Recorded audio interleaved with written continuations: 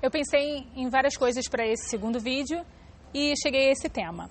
O que você quer ser quando crescer? O que você já quis ser? Quando eu era criança, eu queria ser veterinária, né? Lembro na minha infância, eu queria ser veterinária. Aos 12 anos, eu decidi que eu queria ser perita criminal. E eu falei e levei isso durante muitos anos da minha vida, que eu queria ser perita criminal. E eu queria fazer direito para ser perita criminal. E aquilo, assim, já ouviu aquela frase de uma mentira dita muitas vezes torna-se verdade? Não que eu estivesse mentindo, eu nem sabia disso.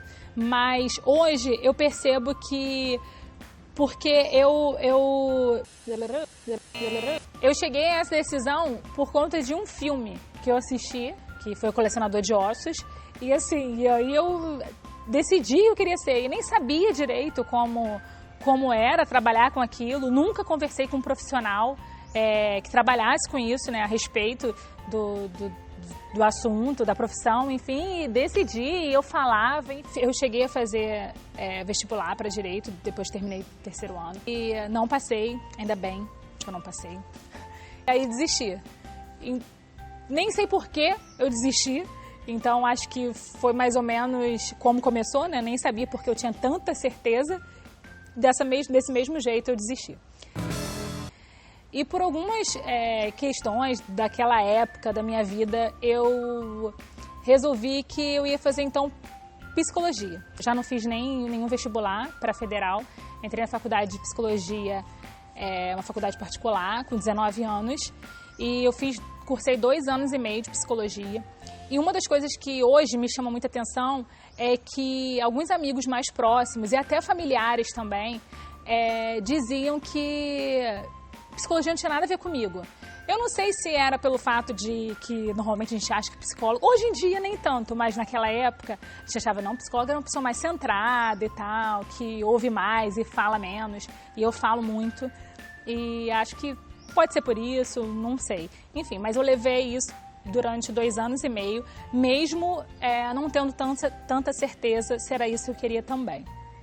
Mas já estava na faculdade e continuei.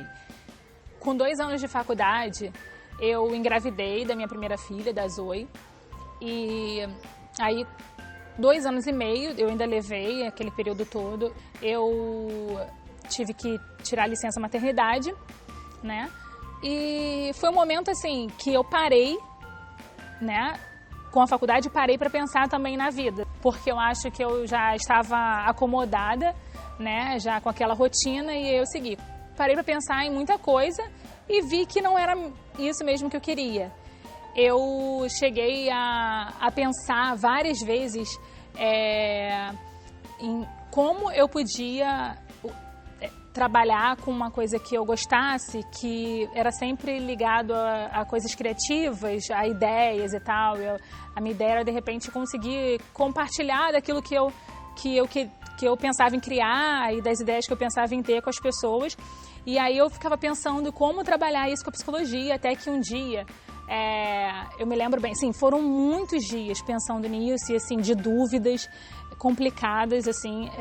Eu ouvi numa palestra de empreendedorismo também, no Rio Criativo, que eu fui, a palestrante disse que a nossa cultura, ela prefere o erro do que a dúvida. E isso é uma verdade, assim. Não que a gente não possa errar também, é óbvio que a gente pode errar. Mas nesse caso, eu acho que a gente pode ser melhor orientado quanto a nossa vocação, a talentos e dons, para a gente não perder muito tempo em uma determinada coisa e ter que parar porque não era aquilo que a gente queria fazer.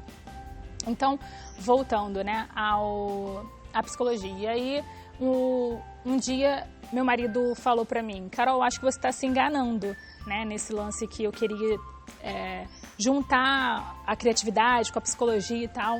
E essa frase, assim, me marcou, né, eu realmente tive um insight com isso. Foi onde eu decidi trancar a faculdade de psicologia e eu fiquei por 2 anos parada pensando, tipo assim, que eu deveria fazer, porque eu comecei, depois de ter uma filha, eu super nova, com 22 anos ainda, mas eu comecei a me achar velha. E muito por conta disso que eu acabei de falar, né? Que a gente precisa sair do ensino médio tendo certeza daquilo que a gente quer fazer. E não é bem assim. Então, eu acredito que eu fui um pouco vítima dessa cultura, né? De achar que aos 22 anos, super nova, estava velha para iniciar uma outra faculdade. Mas tomei coragem e iniciei uma faculdade que eu achava que poderia ser uma faculdade boa para que eu desenvolvesse a minha criatividade e pudesse colocar as minhas ideias para fora e de alguma maneira para que outras pessoas também vissem, né? E eu cheguei a pensar em publicidade, mas não sei por qual motivo, não me lembro mais, não optei por ela e optei pela faculdade de moda, que inclusive era menos tempo e eu acho que com essa ideia de que eu estava velha, eu queria adiantar as coisas. E quando eu terminei a faculdade em 2012, me senti assim, parecia que agora eu estou pronta para mostrar para o mundo quem sou eu. E aí iniciei o Caro Alberto, que é uma marca de acessórios que eu tenho ainda hoje. Tem mais ou menos um ano que eu digo isso com muita certeza, que eu me reconheço hoje como uma empreendedora criativa. É que eu me encontrei nesse mundo, né, de criações e ideias e esse processo criativo que me dá ânimo para continuar. Se você também é um empreendedor criativo, se você não se reconhece ainda como empreendedor criativo, mas se identificou com essa história, ou se você quer fazer parte desse mundo, né, de empreendedores criativos, manda um e-mail pra gente, compartilha sua história também, tá aqui ou na descrição do vídeo. E espalha pra geral!